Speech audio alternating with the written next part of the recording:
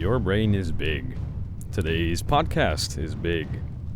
Big things combine. Welcome to the Kaarssteun podcast. Hello, welcome to the Kaarssteun podcast. I've been wanting to do a podcast for a few days now. You probably expected me to say a few years, but people made a petition. Right now it has 18 signatures, and people just want to hear me talk. So I am fine with that, because there's a lot to talk about today. Because today's topic, you might have come from my video on the main channel. It's neuroscience and virtual reality. Recently I've gone through a very big shock when looking back on the virtual reality industry, also neuroscience, because there's been so much that's happened in this field. I remember back in the day, 2015 I think it was, I went with my older brother and his friend to some kind of youth technology camp. There they had an Oculus Rift Development Kit 1. Now, at the time, I watched a lot of Jacksepticeye, and Jacksepticeye, he was a big pioneer for VR. I remember that very, very well. He made tons of videos about the Oculus Rift, and I did get to try it at the camp. It was pretty epic, because if you see someone wearing a big-ass headset on their face, it just makes you think about, whoa, does he really think? Does he see that he's in that world right now? It may just be a tech demo that he's playing, but that is awesome. So I tried it. It was a tech demo, because it was a small little house that you can walk in. There was a fireplace, there was a balcony in the house itself. It had no roof, I think. You try to touch the objects in that virtual world, and then there is nothing when you try to touch them. And that experience really is weird, because that fools your brain.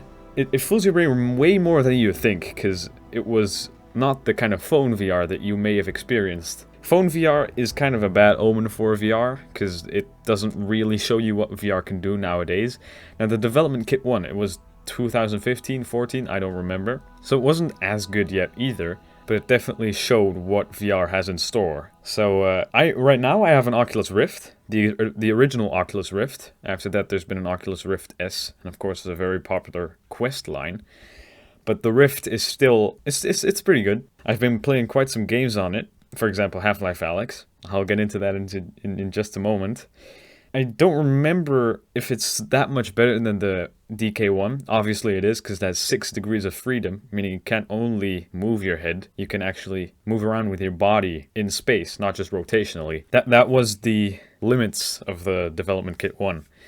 So the Oculus Rift probably is way better, but that's cool to look back on. The state-of-the-art VR right now is a Vario RX13 is what it's called. That's a headset. Vario is a company. They are only interested in commercial applications, because their headset, I think, costs $13,000, and you need a $1,000 a year membership to actually use it. But it is very good, because I watched a video of Thrill Seeker, a very good YouTuber, by the way, in the VR space, and he has been playing VR or using VR for a very long time. So he's kind of desensitized to the whole realism thing, because he's used to it by now. But when he went into that headset, he thought everything was so real, because the resolution of the display, for example, you cannot see pixels, or the screen door effect as it's called commonly, that it looks like you're looking through a screen in the virtual world, which is quite immersion breaking. But he did not experience any of that, and for the first time in years,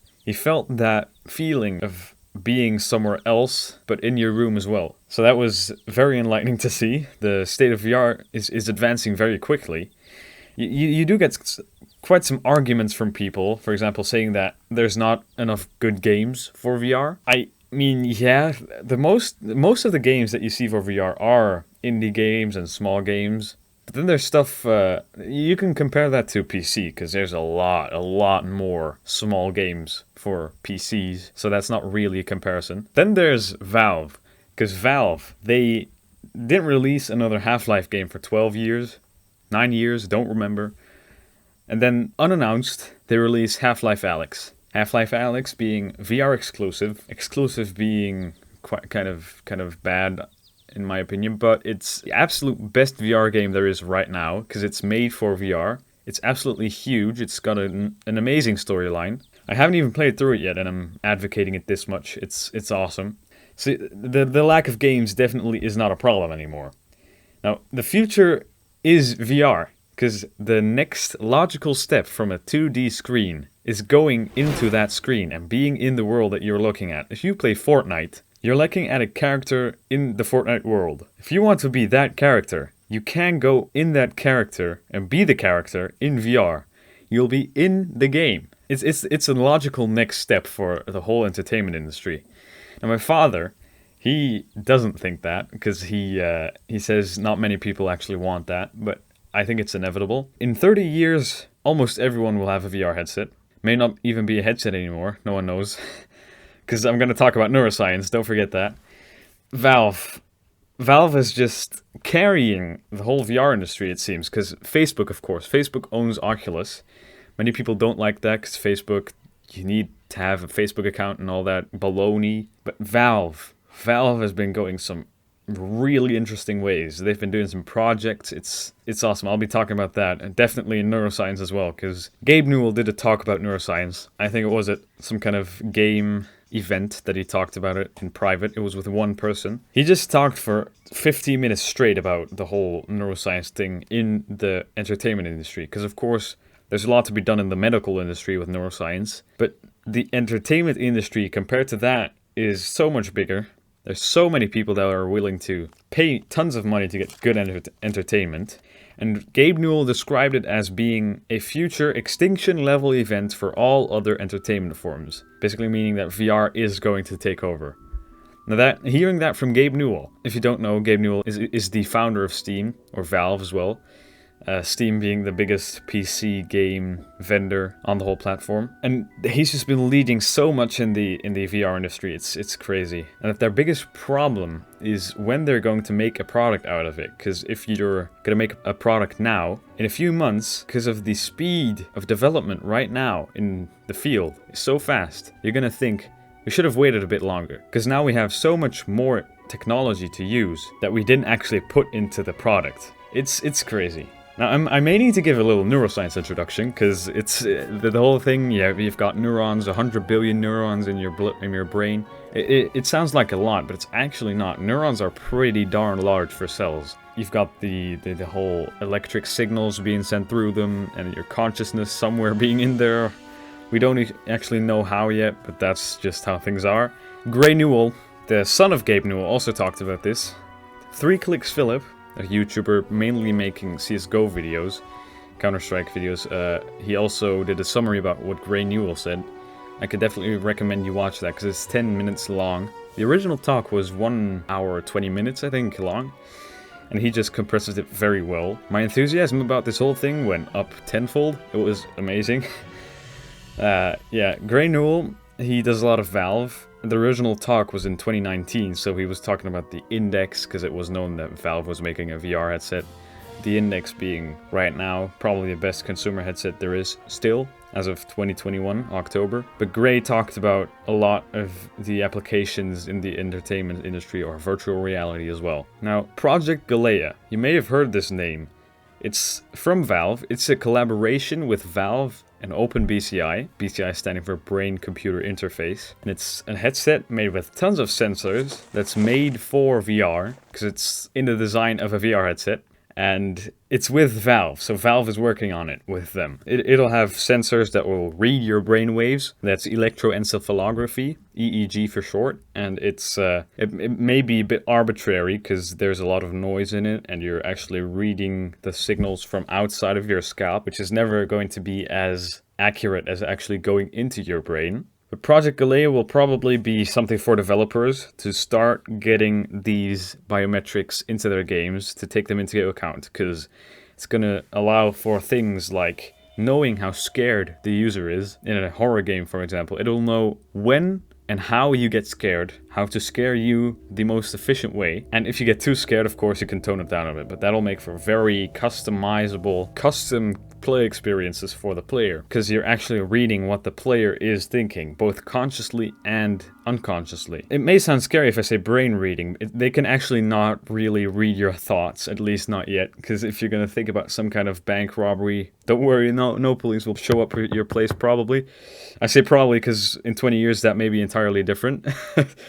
Don't quote me on all that. Now, 2022, early 2022 will be when the Project Galileo will be shipping out its first 100 units.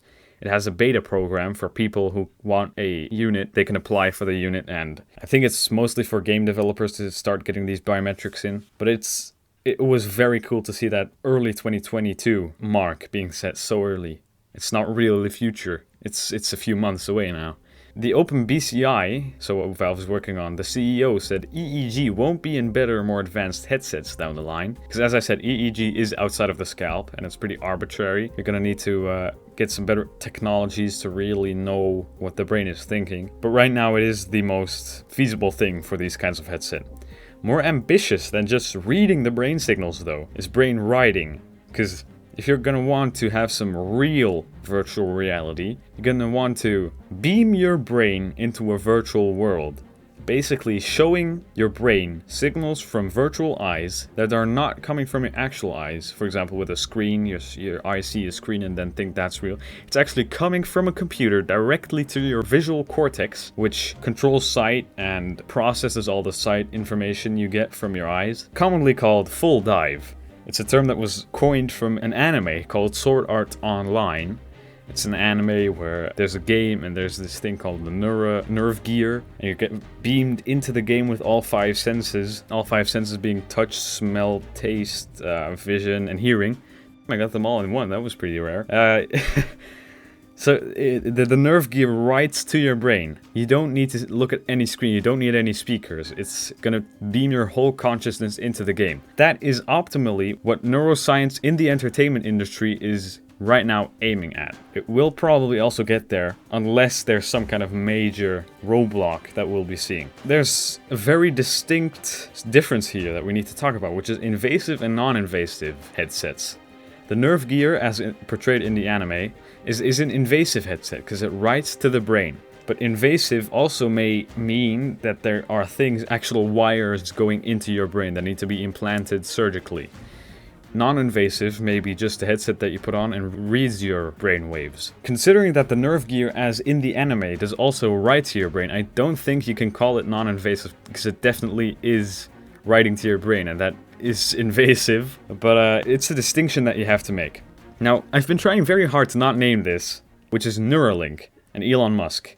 Because Elon Musk, you may know him from Tesla and PayPal and SpaceX, all that good stuff.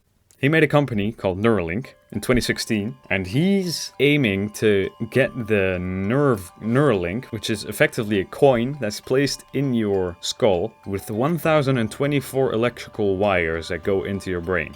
They are very small and are implanted by a robot. They can read and write to your brain. Although there's a lot of stuff we need to do with that brain writing. We don't know much about it yet. It's allowed him to do stuff like placing 2 of those coins in the motor cortex of a monkey.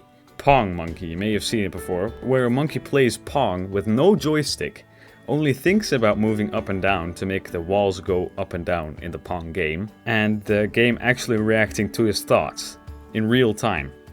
Now that is very cool.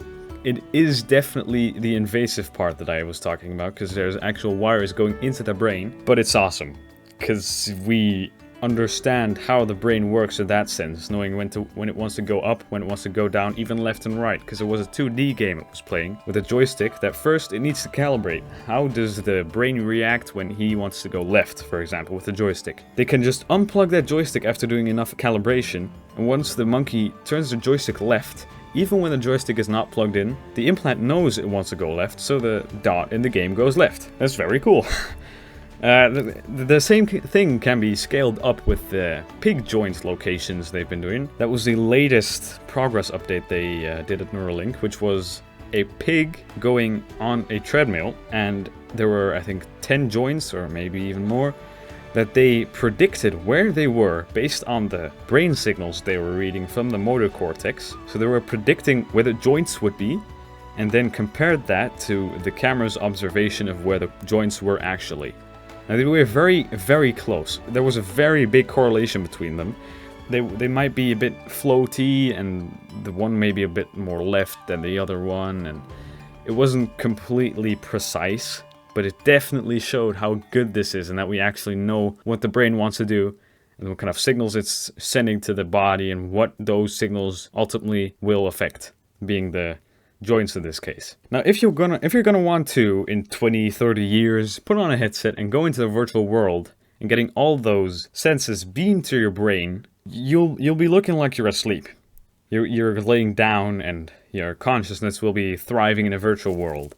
But if you're gonna want to walk in that virtual world, you'll be moving your legs. Now, this is actually something I've been thinking about myself, and I've really not read about this a lot. If you're going to be moving in the virtual world with your legs, you want your real legs that are laying on the bed to not move. So you'll need to suppress those signals coming from your brain to the legs, but you want to intercept them so they don't actually get to the muscles so they won't move. No idea how one would go about that. Probably, definitely possible, but just been thinking about that. Because otherwise you'll be twitching in your bed and doing stuff like crazy. Right now, in virtual reality, if you put on a headset, you cannot actually run around because your play space is probably maximum, I don't know, 4 square meters. That's already quite a big play space in my opinion. But if you're actually not moving and laying on the bed, you're gonna have an unlimited play space as long as the game allows for it, which is gonna be so much better. This also reminds me of 5 stimuli, or the 5 senses. Because when people talk about the 5 senses being touch, smell, tasting, hearing, and vision, they're forgetting quite a lot. Because right now, what I see is the biggest flaw of just the screen attached to your face, virtual reality, is G-forces.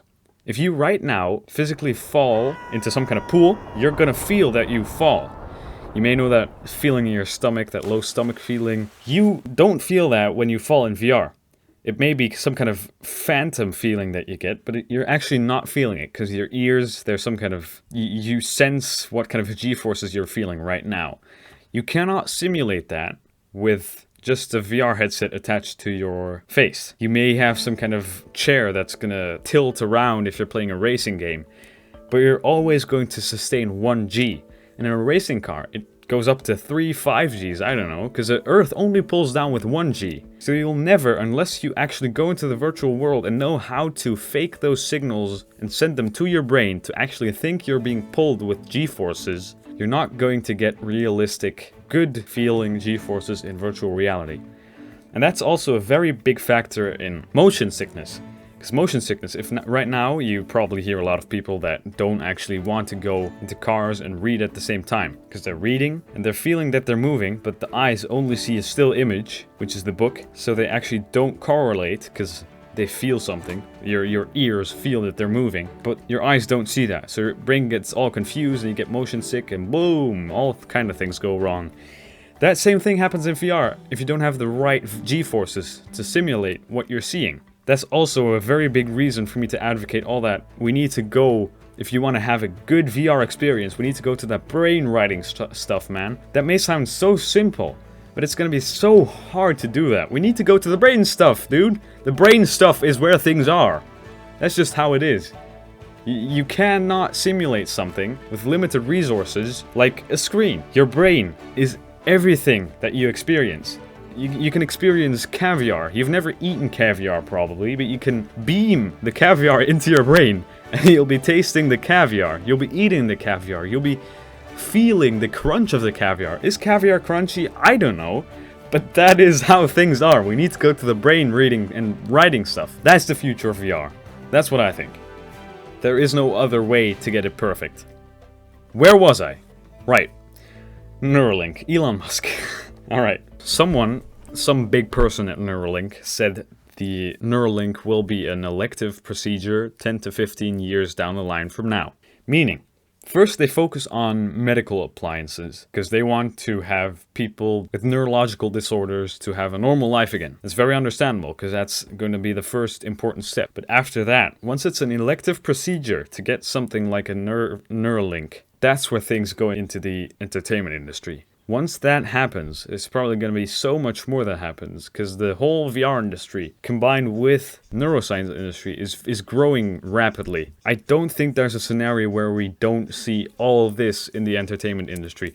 I say the entertainment industry so often, but it is just where all the money is at. The medical industry, that's the first step you're going to want to take because it's the easiest step. People need help there. The entertainment industry, there are 1,000 times more people that want it than that need it. Once those that need it actually can get it, those that want it can also get it. That's what I think. We have seen that with the TMS, as it's called, because Gray Newell, as I said, the son of Gabe Newell, has got transcranial magnetic stimulation. He sits down and he receives an EEG scan, meaning all the brain waves are red and stuff. The doctors look at that and somehow interpret that, don't know how, but he says what his symptoms are. I think for him it was he couldn't sleep, so they did an EEG scan, and the doctors were actually able to confirm that, oh yeah, this looks like you probably are not good at sleeping. Then they just overclocked the brain, you could say, with magnetic signals, magnetic waves. Don't know how that works. This is all from what I understand. They send that to the brain. They alter the brain, how it's connected. I'm probably saying this so very wrong, but it's very interesting because the transcranial magnetic stimulation was not actually available to the public yet, and he thought it was very casual, but it was so big, the technology that's in there. I just thought it was worth to mention. Now we get to the real stuff, which is virtual reality will be better than reality. As soon as we can get better virtual reality than reality is, which is definitely not far down the line, I'll be alive when that happens. What will happen? Because you can think about all the societal aspects, and people won't want to go into reality anymore, only for eating, sleeping, all the necessary stuff. Will the whole of mankind live in the virtual world? If so, what if someone just says, I don't want to live in the virtual world, I'll just go to all those people that are sleeping in their beds in their virtual worlds and I'll go rob them all and kill them all? That do we need some kind of regulation from the European Union that suppresses certain signals that will make you addicted to the virtual world? Or are you not allowed to watch erotica in the virtual world because it's going to be too addicting and that'll make people less likely to actually get children? And will the human race die out because the only type of reproducing they want to do is in virtual reality? I see that as a very realistic problem. It's not unrealistic. There's going to be dangerous things as well, because in Sword Art Online, the anime that I was talking about, there was this thing that you cannot log out of the game. So you're trapped in the game, you couldn't get out of the headset, and if you did, the headset would fry your brain and you'll be dead. And if you die in the game, you would also die in real life. So it was a whole gamble and stuff like that. If that's going to happen, that we can beam ourselves into virtual worlds, there's stuff like the European Union that are definitely going to set up regulations. For example, there was some kind of tractor thing that tractors need to have a structurally sound inspection before they can be sold in the EU. The same thing will happen worldwide with virtual reality once it's far enough to actually be a danger to our brains and our lives. Because it is a danger to our brains if we can actually write to our brains. It's a big topic. I've been talking for half an hour now, and I've still not touched upon so much. For mankind, this can be so good.